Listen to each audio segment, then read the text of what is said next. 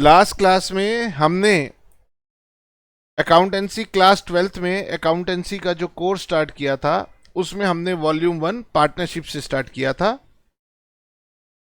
ज़रा मुझे बताइए लास्ट क्लास में आपने कौन सा टॉपिक कवर किया था, आपको ध्यान है? मैं आपको दिखाता हूं।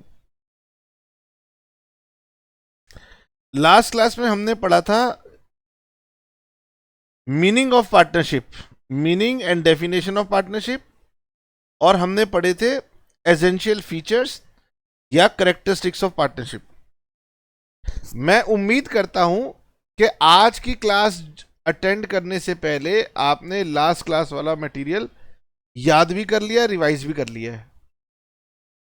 तो आज हम आगे बढ़ते हैं। मैंने आपसे कहा था हमारे सिलेबस में थ्योरी भी है और प्रैक्टिकल भी है। तो अभी हमने थ्योरेटिकल कंसेप्ट पढ़ा है, आज भी हम थ्योरेटिकल कंसेप्ट पढ़ेंगे।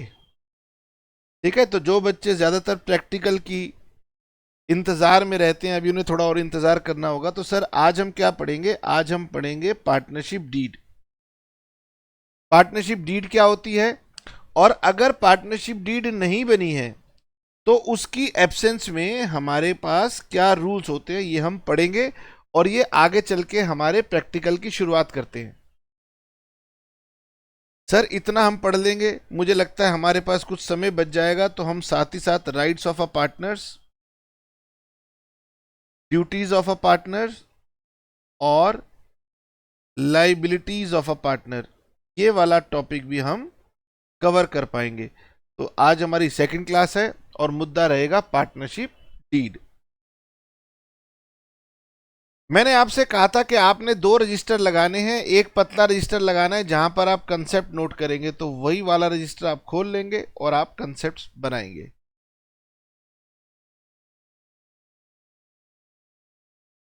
और आप एक काम करेंगे, जो आप अपना नोट्स बनाते हैं ना, उसकी कॉपी को स्कैन करके मेरे को भेज दिया कीजिए मेरे व्हाट्सएप पर। मुझे पता लग जाएगा, एक तो आप क्लास 12th के स्टूडेंट हैं, और दूसरा मैं आपका एक ग्रुप बना दूंगा।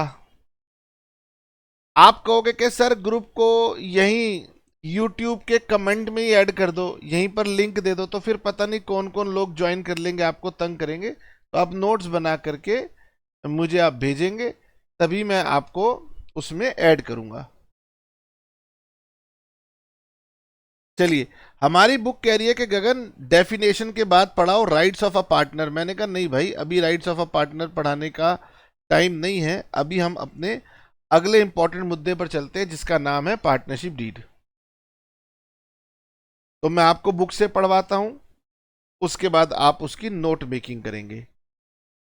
मुझे बताइए, पार्टनरशिप की डेफिनेशन ध्यान है, अभी तक याद हो गई है? Sir partnership is defined as relationship between persons who have agreed to share profits of the business, who have agreed। तो उन्होंने क्या एग्री किया? जो एग्री किया था उसी को बोलते हैं पार्टनरशिप डीड। यानी पार्टनरशिप को चलाने के लिए पार्टनर्स को कुछ एग्री करना पड़ता है, और जो वो बातें एग्री करते हैं ना, वही अगर वो रिटर्न में लिख लेंगे तो उस डॉक्यूमेंट को हम नाम दे देंगे पार्टनरशिप डीड। आइए, वो कह रहे हैं एग्रीमेंट या तो ओरल में कर लेना या रिटर्न में कर लेना। तो जो एग्रीमेंट आप करोगे वही बेसिस बनेगा आपकी पार्टनरशिप का। ओहो, it is always better to have written agreement. ये हमेशा बढ़िया रहेगा कि आप अपना एग्रीमेंट रिटर्न में बनाएं, सो दैट डिस्प्यूट्स, यदि आपके बीच में कोई झगड़े होते हैं, उन्हें अवॉइड किया जा सके, रोका जा सके, और अगर वो आ जाते हैं तो उन्हें रिजॉल्व किया जा सके, निपटारा किया जा सके। ओहो, अब सर हमारे पास एग्जाम में क्वेश्चन आता है, what do you mean by partnership deed? तो ये जो लिखा है ये तो इंपॉर्टेंस ऑफ पार्टनरशिप डीड है, कि अगर हमारा रिटर्न एग्रीमेंट होगा तो हमारे डिस्प्यूट कम होंगे, डिस्प्यूट होंगे तो रिजॉल्व हो जाएंगे। नाउ एग्जाम में क्वेश्चन आ जाए what do you mean by partnership deed, और आप ये लिख दो, तो गलत नहीं है पर बेहतर नहीं है। लेकिन अगर वो आपसे पूछे what is the importance of partnership deed, तो ये लाइन ज्यादा सूट करती है। ओ, यानी कि सर अगर पार्टनरशिप की डेफिनेशन पूछी जाए तो ये लिखना चाहिए the written document containing details of terms and condition of partnership is known as partnership deed. थोड़ा सा लैंग्वेज को मॉडिफाई करना पड़ेगा, हम लिखेंगे the written document which contains terms and conditions relating to partnership is known as partnership deed. It is a legal document signed by all the partners. अब sir ये 2 line से हमारा आंसर तो बनेगा नहीं, अब हमें क्या करना चाहिए, तो वो आपसे कहेंगे थोड़ा सा और लिखो, 3 मार्क्स का है, 5 मार्क्स का है, तो कैसे लिखोगे, तो फिर आप लिखोगे उसके कुछ कंटेंट्स, पार्टनरशिप डीड के कंटेंट्स। बताओ जी, पार्टनरशिप डीड के क्या कंटेंट्स होते हैं? तो जब भी कोई चीज लिखी जाती है उसमें लिखा जाता है कि ये जो हम एग्रीमेंट बना रहे हैं ये हम किन लोगों के बीच में बना रहे हैं। तो क्योंकि हम पार्टनरशिप के एग्रीमेंट की बात करें तो ये पार्टनर्स के बीच में बनेगा, तो सबसे पहले क्या लिखा जाएगा, names and addresses of the partners. तो अगर आप ये लिख दें कि हाँ जी ये एक्स है और ये कौन है, ये चार्टर्ड अकाउंटेंट है, ये इसका एड्रेस है, ये वाई है, ये भी एक चार्टर्ड अकाउंटेंट है, ये इसका एड्रेस है, ये सी है, ये एमबीए फाइनेंस है और ये इसका एड्रेस है।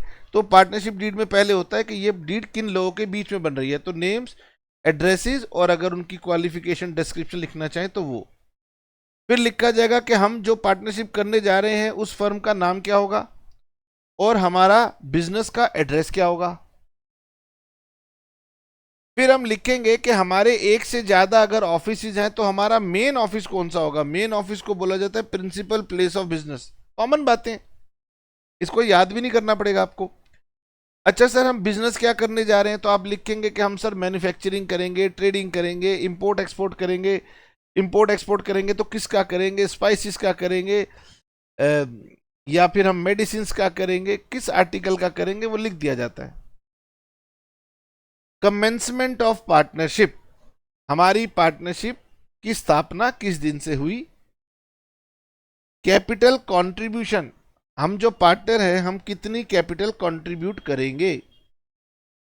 अब एक कंसेप्ट आगे चल के आपको पढ़ाऊंगा, 1-2 क्लासेस में आ जाएगा कि आप अपनी कैपिटल को फिक्स रखेंगे या फ्लक्चुएटिंग रखेंगे। तो ये वाली बात मैं आपको अभी समझाऊं फिर दोबारा समय लगाऊं, इसलिए इसके बारे में चर्चा हम बाद में अलग से करेंगे। अब इसके बाद में ना कुछ इंपॉर्टेंट पॉइंट्स हैं जिन्हें ध्यान से सुनना। जब पार्टनरशिप फॉर्म होगी तो कोई पार्टनर हो सकता है कैपिटल ज्यादा लगा दे, हो सकता है कोई पार्टनर कैपिटल कम लगा दे। तो जिसने कैपिटल ज्यादा लगाई है उसको रिवॉर्ड देने के लिए कई बार पार्टनरशिप में हम ये तय कर लेते हैं कि हम पार्टनर्स को उनकी कैपिटल के ऊपर इंटरेस्ट देंगे। तो नेक्स्ट कंसेप्ट ये आता है कि रेट ऑफ इंटरेस्ट अगर देना है कैपिटल पर तो वो कितना होगा। अब क्या होगा, इसके बारे में इस चैप्टर में हम बहुत बार बात करेंगे, तो ये हमारा एक मेन पॉइंट भी है और आपको ऑटोमेटिकली ये बार बार रिकॉल होता रहेगा। सिमिलरली हम इंटरेस्ट ऑन ड्राइंग्स की भी बात करेंगे कि अगर कोई पार्टनर अपनी कैपिटल को विड्रॉ करता है तो हम उसे डिस्करेज करेंगे कि भाई कैपिटल को कम निकाल, ज्यादा निकालेगा तो हम उसके ऊपर इंटरेस्ट लगाएंगे। तो ये टॉपिक भी हमारे पास इस पूरे चैप्टर में प्रैक्टिकल में दोबारा कवर होगा। पार्टनरशिप में क्या होता है, डिवीजन ऑफ प्रॉफिट्स होता है। Partnership is the relationship between persons who have agreed to share profits of the business.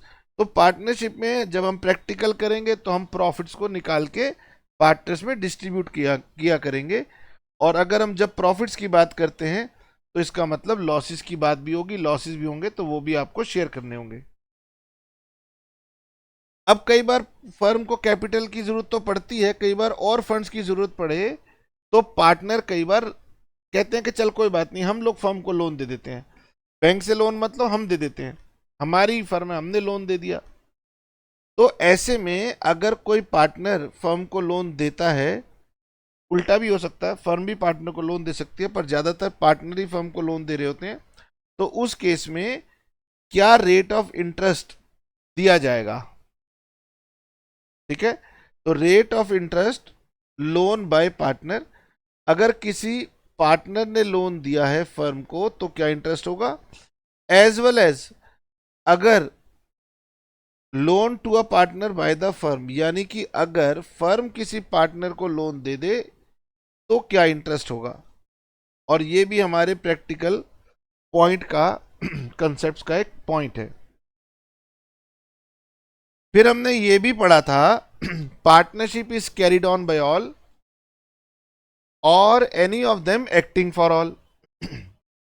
यानी पार्टनरशिप एक म्यूचुअल एजेंसी की तरह होती है जिसे पार्टनरशिप को या तो सभी लोग मिलके चलाते हैं या सारे पार्टनर्स को चलाने की जरूरत नहीं है, कुछ पार्टनर्स बाकी पार्टनर्स के बिहाफ पर चलाते हैं।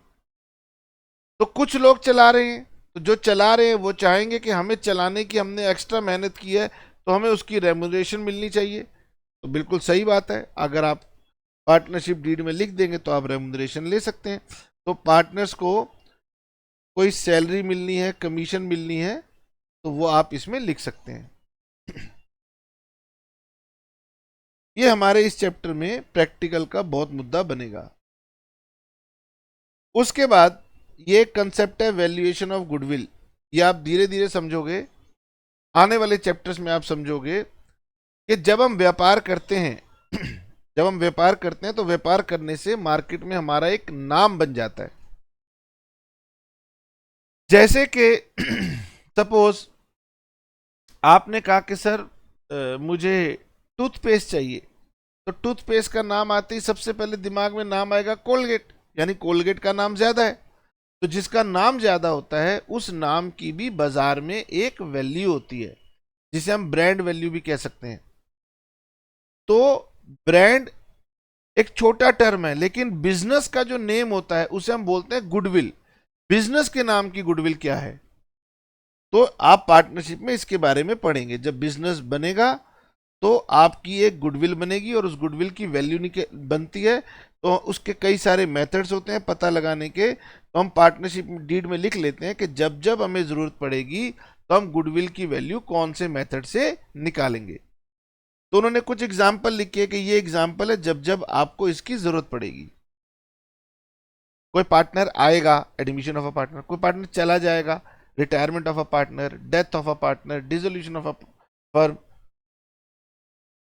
फिर sir valuation of account assets.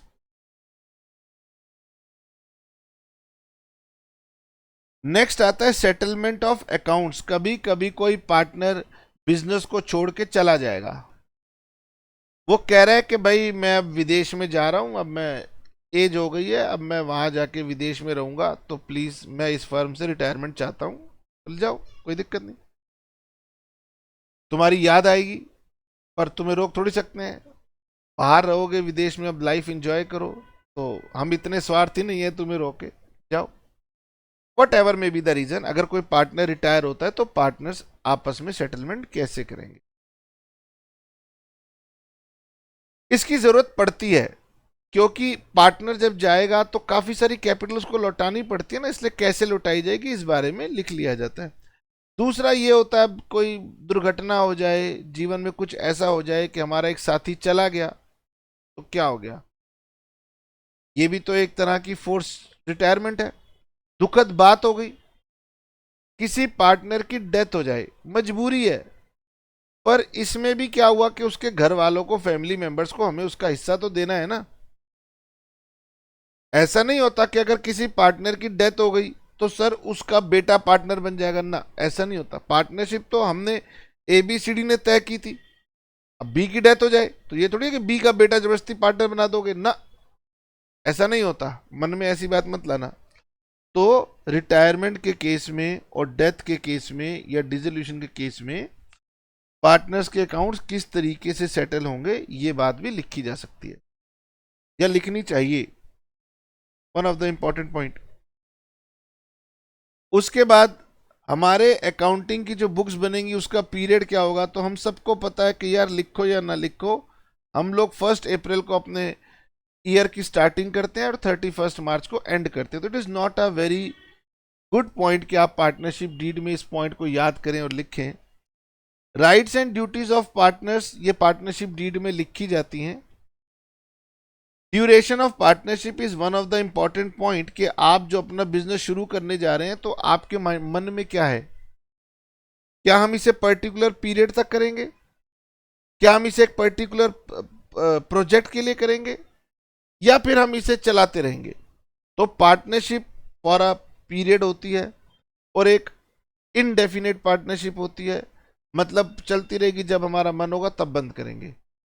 तो पार्टनरशिप में ये लिखा जाता है कि क्या पार्टनरशिप किसी स्पेसिफाइड पीरियड के लिए है या फिर ये अपनी विल पर है, जब तक हमारी इच्छा होगी हम इसको चलाएंगे। एक इंपॉर्टेंट पॉइंट ये होता है कि भाई देखो, पार्टनरशिप है, सभी मालिक हैं, लेकिन पैसों के साथ में हेरा फेरी हो सकती है।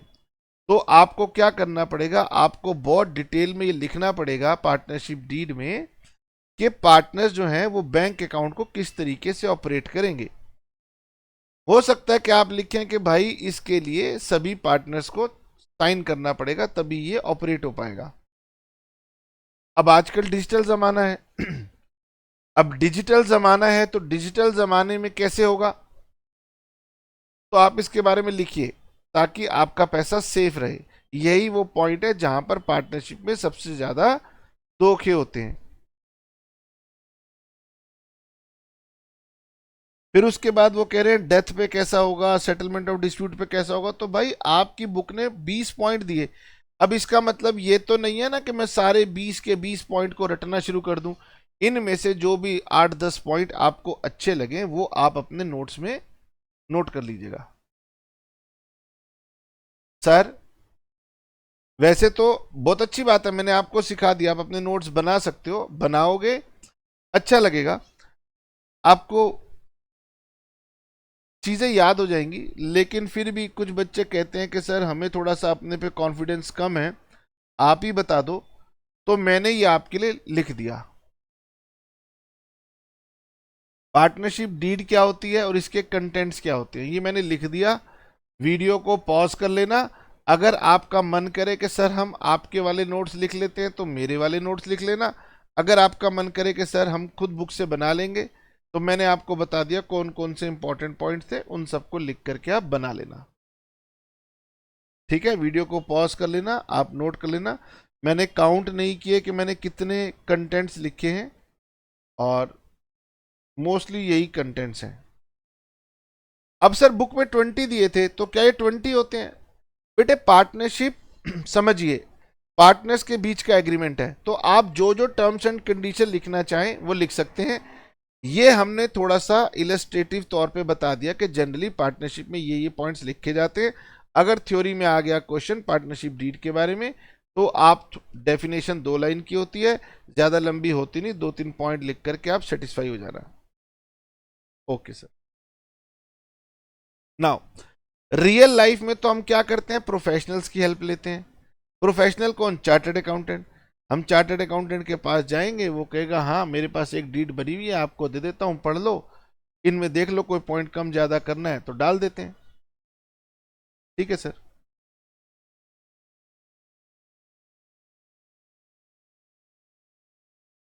नेक्स्ट पॉइंट आता है, एग्जाम में आ जाए, what is the importance of partnership deed. तो मैंने आपको ऊपर ही बताया था कि अगर आप डीड बनाओगे तो आपके बीच में झगड़े कम होंगे, और झगड़े होंगे, डिस्प्यूट होंगे, तो वो रिजॉल्व आसानी से हो जाएंगे। हर झगड़ा नहीं, लेकिन कुछ झगड़े कम हो जाएंगे आपके। तो अगर आपसे एग्जाम में पूछा जाए what is the importance of partnership deed, तो आप लिखेंगे it is important to have written deed so that disputes do not arise.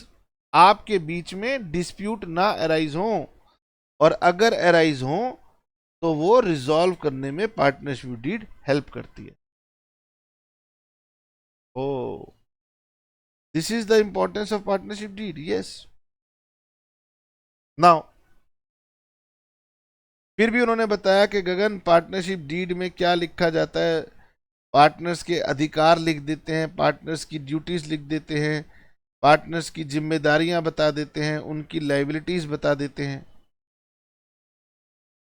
तो पार्टनरशिप डीड को पढ़ना बहुत जरूरी होता है।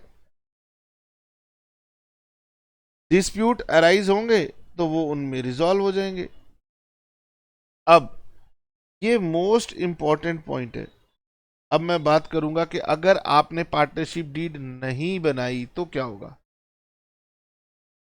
या आपने पार्टनरशिप डीड बनाई लेकिन कोई पर्टिकुलर पॉइंट उस डीड में हमें दिख नहीं रहा, हम लिखना भूल गए थे, तब क्या होगा। तो अब हमारे पास आ जाएगा कि इफ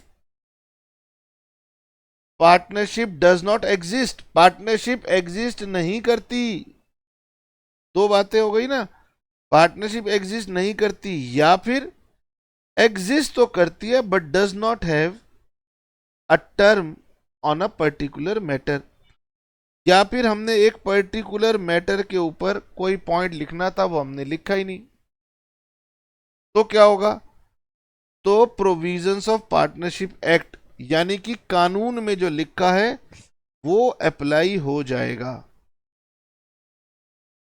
सर क्या ये जरूरी है कि कानून में लिखा हो? नहीं। जब कानून बना था तो कानून ने विजुलाइज किया था कि चलो अगर पार्टनरशिप डीड नहीं बनी तो कम से कम इतने पॉइंट तो हम लिख देते हैं।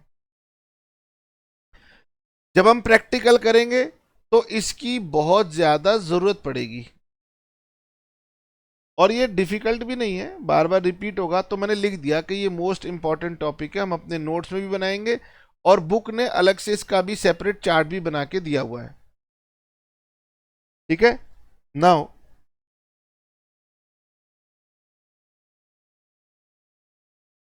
अगर पार्टनरशिप डीड एग्जाम्पल के तौर पे वो बता रहे हैं, मैंने कहा चलो छोड़ो इस एग्जाम्पल को, छोड़ो सीधा इसी पे आते हैं। हमारे लिए अब इंपॉर्टेंट क्या हो गया, ये वाला पॉइंट मोस्ट इंपॉर्टेंट हो गया। Same provisions in the absence of partnership deed, what are the provisions in the absence of partnership deed. और ये मोस्टली प्रोविजन ना आपके प्रॉफिट के डिवीजन से जुड़े हुए हैं। हमने आपसे कहा था कि जब आप डीड बनाएंगे तो यहां पर देखो, तो हमने आपसे कहा था भाई साहब एक तो आप ये लिखना कि जो कैपिटल अलग अलग लगाई जा रही हैं उन पर इंटरेस्ट देना है नहीं देना है, कितना देना है ये लिखना, ड्राइंग्स के ऊपर इंटरेस्ट लिखना, प्रॉफिट कैसे शेयर करना है ये लिखना, लोन पर इंटरेस्ट कितना देना लेना है वो लिखना, पार्टनर्स को रेमुनरेशन देनी है नहीं देनी है ये लिखना। ये आपके मोस्ट ऑफ द पॉइंट्स हैं जो कि पार्टनरशिप डीड में लिखे हुए हैं, जिनसे आप अपने प्रॉफिट्स का डिवीजन करते हो। अब इनमें से कोई पॉइंट मिसिंग हो जाए तो उन पॉइंट्स को हम यहां पर डील करते हैं, और ये हो गए मोस्ट इंपॉर्टेंट। अपने कंसेप्ट वाले रजिस्टर में इसको नोट कर लेना। चार्ट बुक ने बना के दिया, बोली कि देखो हमने कितनी बढ़िया टेबल प्रेजेंटेशन दी है। मैं फिर भी कहूंगा नोट्स में लिख लेना, लिखने से याद हो जाता है। सबसे पहले आता है interest on loan by partner. अगर किसी पार्टनर ने लोन दिया फर्म को, तो सर एक बात बताओ, पार्टनरशिप डीड में नहीं लिखा तो शायद लोन देते हुए उसने फर्म को बता दिया हो कि भैया मैं लोन दे रहा हूं, मुझे इस पे ब्याज चाहिए। नहीं बताया, डीड में लिखा नहीं, लोन देते हुए तय किया नहीं। अब क्या होगा, तो ये बन गया ना rules in the absence of partnership deed, क्योंकि आपने रूल तो तय किया नहीं। तो ऐसे में पार्टनरशिप एक्ट कहता है, उस जमाने में कह रहा था कि ऐसे में इंटरेस्ट ऑन लोन मिलेगा और वो 6% के रेट से मिलेगा। इसे हम चार्ज अगेंस्ट प्रॉफिट मानते हैं। तो चार्ज अगेंस्ट प्रॉफिट क्या है ये मैं आपको नेक्स्ट क्लास में बताऊंगा। आप लिख सकते हो कि सर ने कहा है, मैं ये चार्ज अगेंस्ट प्रॉफिट क्या होता है ये नेक्स्ट क्लास में बताऊंगा। बुक ने उसका हिंट दे रखा है कि चार्ज का मतलब है कि भैया प्रॉफिट कम भी हो ना भी हो तो भी ये आपने देना ही देना होता है। सर पार्टनरशिप डीड में लिखा ही नहीं कि प्रॉफिट्स या लॉसेस का बंटवारा कैसे करना है, तो लॉ में लिखा है कि अगर नहीं लिखोगे तो हम बराबर बराबर सब में बांट देंगे, तो ये इक्वली होगा। सर पार्टनरशिप डीड में हम लिखना भूल गए कि इंटरेस्ट ऑन कैपिटल कितना देना है। तो वो कह रहे लिखना भूल गए, तो अब ये नहीं देना, देना ही नहीं है। यस। इंटरेस्ट ऑन ड्राइंग्स तो ये भी नहीं ले सकते, अगर डीड में नहीं लिखा तो ना इंटरेस्ट ऑन कैपिटल देना है, ना इंटरेस्ट ऑन ड्राइंग्स लेना है। और इन सब बातों के ऊपर मैं प्रैक्टिकल आपको अगली क्लास में धीरे धीरे शुरू हो जाएगा। अगर अगली में नहीं हुआ तो उससे अगली में शुरू हो जाएगा, इसलिए चिंता नहीं। पार्टनर्स कह रहे हैं कि भैया हम तो समय देते हैं, तुम तो समय देते नहीं हो, हमें सैलरी चाहिए। तो अगर पार्टनरशिप डीड में लिखा है तो सैलरी मिलेगी, डीड में नहीं लिखा है तो सैलरी नहीं मिलेगी। सर क्या हम कोई भी नया पार्टनर एडमिट कर सकते हैं? तो उन्होंने कहा कर सकते हो, लेकिन सभी बाकी के सभी पार्टनर्स की अगर रजामंदी होगी तभी कर सकते हो। तो एक पार्टनर एडमिट कर सकते हो जब सभी एग्री हो। तो new partner cannot be admitted unless all the partners agree. जब तक सभी पार्टनर एग्री ना करें, आप पार्टनर को, नए पार्टनर को एडमिट नहीं करवा सकते। तो आप अपने कंसेप्ट के रजिस्टर में ये लिख लेना। क्या रूल्स होंगे in the absence of partnership deed? अगर आपको बुक वाली टेबल बनाने का मन कर रहा हो तो बुक वाली टेबल बना देना, नहीं तो जो मैंने बनाया है वो लिख देना कि भैया अगर आपने तय नहीं किया तो कोई आपको सैलरी मिलने वाली नहीं है, इंटरेस्ट ऑन कैपिटल भी नहीं मिलेगा, इंटरेस्ट ऑन ड्राइंग भी नहीं चार्ज होगा, लेकिन लोन के ऊपर इंटरेस्ट 6% रहेगा। ये लोन उस ये इंटरेस्ट उस लोन का है जो लोन पार्टनर ने दिया है फर्म को। ये इंटरेस्ट उस लोन का है जो पार्टनर ने दिया है फर्म को। अच्छा सर उल्टा कर दो, फर्म ने पार्टनर को लोन दिया था तो इसकी एब्सेंस में कोई रूल एक्ट में लिखे हुए नहीं है। प्रॉफिट्स अगर तय नहीं करोगे तो बराबर बांट देंगे। अगर तुमने नहीं लिखा कि कोई भी पार्टनर एडमिट करने के लिए मेजोरिटी पार्टनर का डिसीजन माना जाएगा, तो फिर हम सबका डिसीजन मांगेंगे। जब तक सब नहीं मानेंगे तब तक कोई भी नया पार्टनर एडमिट नहीं होगा। ओके, तो हमने पढ़ लिया कि पार्टनरशिप डीड क्या है, उसके कंटेंट क्या होते हैं और उसकी एब्सेंस में रूल्स क्या होते हैं। अब इसके ऊपर ना एग्जाम में कई बार क्वेश्चन आ जाते हैं, छोटे छोटे थ्योरेटिकल क्वेश्चन आ जाते हैं कि कमेंट करो, तो एक बार उसको देख लेते हैं। उसके बाद हम फिर पार्टनर्स के राइट्स क्या हैं, ड्यूटीज क्या है, लाइबिलिटीज क्या है, उस पर हम बाद में आ जाएंगे क्योंकि वो इतना इंपॉर्टेंट टॉपिक नहीं है। ठीक है। अच्छा एक बात, आप मुझसे पढ़ रहे हो तो क्या आप अपने दोस्तों को साथ मेरी वीडियो शेयर कर रहे हो? क्या अपने दोस्तों को ये बुद्धि दे रहे हो कि सर की वीडियोस को सब्सक्राइब कर लेना? क्या उनको ये भी बता रहे हो कि भाई नोट्स बना करके सर के नंबर पर व्हाट्सएप कर देना ताकि वो ग्रुप में ऐड कर दें? क्योंकि ग्रुप के ऊपर ही मैं आपको मैसेज दूंगा जब मैं लाइव क्लास लूंगा रिवीजन का, या मैं कोई टेस्ट लेना होगा तो मैं वहीं पर दूंगा। अगर आप वीडियोस को भगा भगा के देखते हो तो फिर बेटे इफेक्ट कम हो जाता है। भगाया मत करो, एक शांत एनवायरनमेंट में पूरी डेडिकेशन के साथ बैठा करो और वीडियो की स्पीड बदलने की जरूरत नहीं है। तो आपने क्या करना है, आपने अपने दोस्तों को बताना है कि भाई ये वीडियो है, इससे आप पढ़ सकते हैं, रिवाइज कर सकते हैं, बहुत इफेक्टिव है। अगर आपके जूनियर है क्लास 11th में आए तो भी आप उन्हें हमारा चैनल रिकमेंड कर सकते हैं। नाउ अब एक टॉपिक है कि पार्टनरशिप एक्ट के और कौन से इंपॉर्टेंट प्रोविजंस हैं। तो ये मैं लिख देता हूं कि ये आप लोग खुद से रीड करोगे। अब हम एक छोटा सा क्वेश्चन देखते हैं कि एग्जाम में किस तरीके का क्वेश्चन आता है, कि पार्टनरशिप डीड से रिलेटेड थ्योरेटिकल क्वेश्चन कैसे आता है। प्रैक्टिकल तो हमने पूरे कोर्स में बेसिकली प्रैक्टिकल्स को ही पढ़ना है, लेकिन थ्योरेटिकली आंसर लिखने की जो एबिलिटी है वो कुछ बच्चों में थोड़ी वीक हो जाती है, तो हमने उसको डेवलप करना है। तो मेरे साथ पढ़ेंगे, आइए जी। चलिए आप मुझे बताइएगा Amar, Karan and Charu are partners in a firm and they do not have partnership agreement और डीड, उनके पास कोई डीड ही नहीं है, ठीक है। Amar had invested more capital than other partners and ask for interest on capital. अच्छा, पार्टनरशिप डीड नहीं है और ये कह रहा है कि मैंने कैपिटल ज्यादा लगाई है, मुझे इंटरेस्ट चाहिए, और रेट भी बता रहा है। शाबाश। करण और चारू दोनों पार्टनर मना कर रहे हैं। मुझे बताइए what are the rules in the absence of partnership deed. अब आपने लिखना है in the absence of partnership deed no partner will be allowed interest on capital, so Amar will not get any interest, that's it। यदि आप कुछ और language लिखना चाहें तो भी आपकी मर्जी है, अलाउड है। Karan devotes more time into the business and demands a salary of 5,000 per month.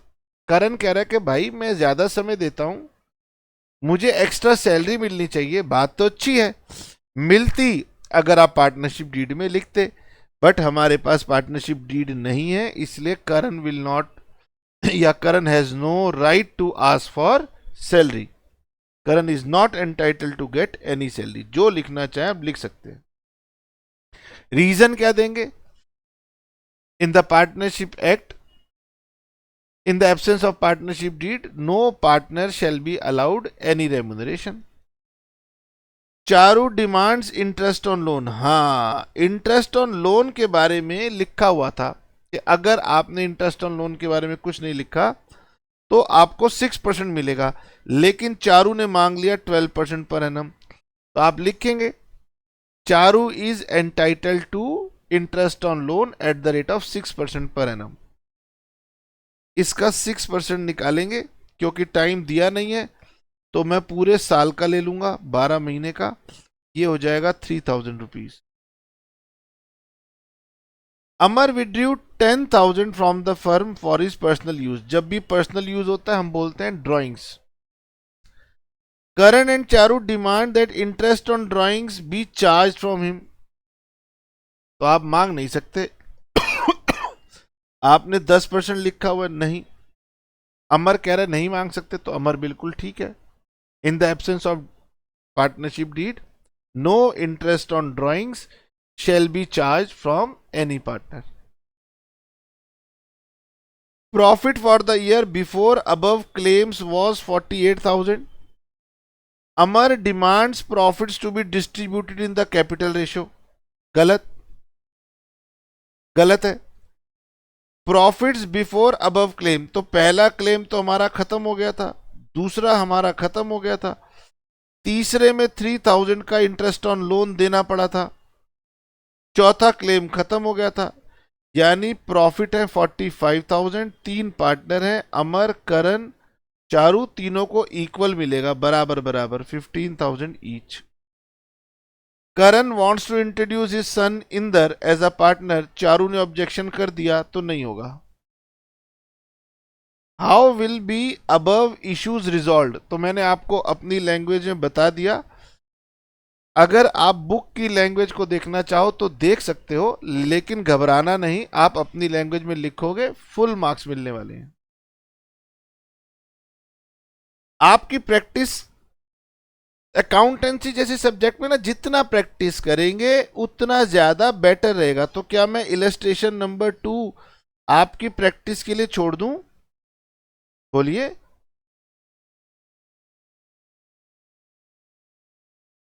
ठीक है, बुक के अंदर सॉल्व इलस्ट्रेशन है, आप इसको पढ़ सकते हैं।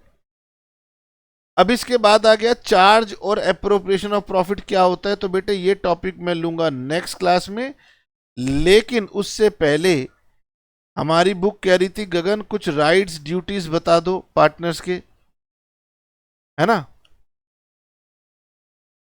तो मैंने क्या किया, मैंने राइट्स ड्यूटीज और लाइबिलिटीज के नोट्स बना दिए हैं, ये लीजिए। मैं यहां से पढ़ देता हूं, समझा देता हूं, आप इसको नोट करते रहिएगा। पहले तो बताओ कि पार्टनर्स के पास क्या राइट्स होते हैं। तो लॉ में लिखे हुए हैं कि भाई हर एक पार्टनर के पास राइट होता है कि वो बिजनेस चलाने में पार्ट ले सकता है। हर एक पार्टनर का ये अधिकार है कि उसकी भी राय ली जाए, बिजनेस के मैटर्स के रिलेटेड उसकी भी राय ली जाए, टू बी कंसल्टेड। उसके पास ये अधिकार होता है, वो व्यापार की किताबों को जाके देख सकता है, उनकी इंस्पेक्शन कर सकता है, उनकी कॉपी ले सकता है, ताकि कोई उसको रोक ना पाए। आपके पास पूरा अधिकार है, किताबों की जांच पड़ताल का पूरा अधिकार है, कॉपी लेने का भी पूरा अधिकार है।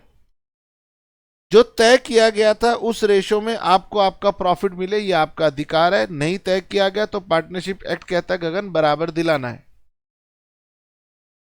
अगर आपने कोई लोन दिया है तो उस पर आपको इंटरेस्ट मिलने का अधिकार है। पार्टनरशिप डीड में लिखा है तो बहुत अच्छी बात है, डीड में नहीं लिखा है तो आपको पता है हम 6% पर एनम देते हैं। अच्छा जी सर, हर एक पार्टनर को ये अधिकार है कि वो फर्म की प्रॉपर्टी का जो इस्तेमाल है वो फर्म के बिजनेस में कर सकता है। सिंपल है। ओके, अब पार्टनर्स की कुछ ड्यूटीज भी हैं, पार्टनर्स की कुछ ड्यूटीज भी बनती हैं। जैसे आपके अधिकार बनते हैं ऐसे आपके कुछ कर्तव्य भी बनते हैं। कर्तव्य क्या है? Duty to conduct business to the greatest common interest. आप सभी की भलाई के हिसाब से कार्य करें और सबके साथ ईमानदार रहें, फेथफुल रहें। बाकी पार्टनर्स के साथ आप ईमानदार रहें, फेथफुल रहें। Duty to render true accounts and full information. जब भी व्यापार में आप कोई डील करें तो उसके बारे में पूरी और सच्ची जानकारी अपने पार्टनर्स को दें, यह आपकी ड्यूटी है। Duty to indemnify for any loss caused by his fraud.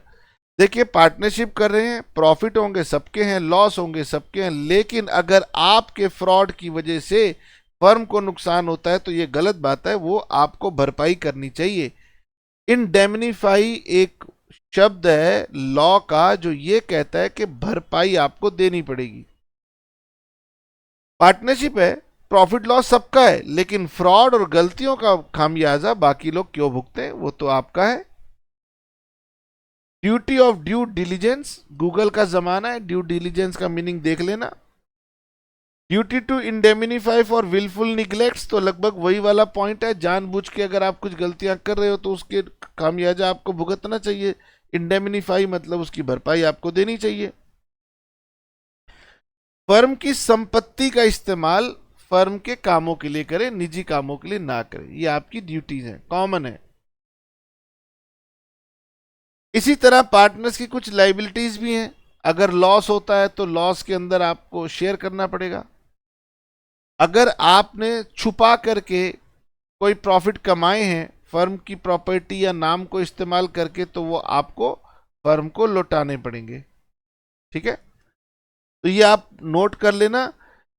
तो इस पे बहुत ज्यादा वो नहीं लगाना, this is not a very important topic.